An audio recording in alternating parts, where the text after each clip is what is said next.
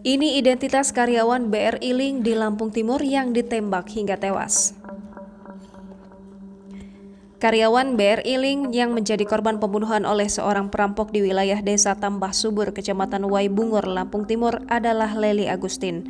Korban yang ditembak di bagian kepala oleh perampok uang 50 juta rupiah ini masih berusia 20 tahun.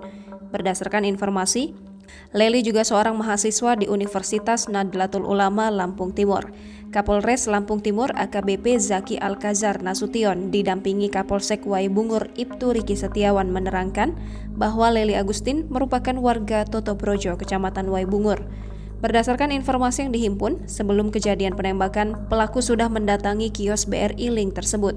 Pelaku yang belum diketahui identitasnya mengendarai sepeda motor warna merah mengatakan akan menarik uang tunai sebesar 100 juta rupiah. Namun korban mengatakan baru bisa menyiapkan sore hari.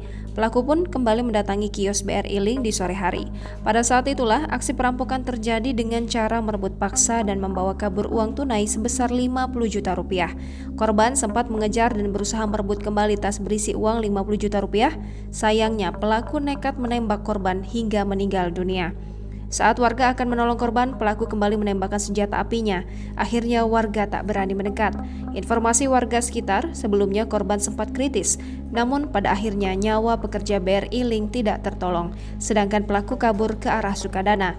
Zaki menambahkan pihak kepolisian yang menerima informasi terkait peristiwa kejahatan ini segera turun ke lokasi kejadian dan mengevakuasi jasad korban ke rumah sakit.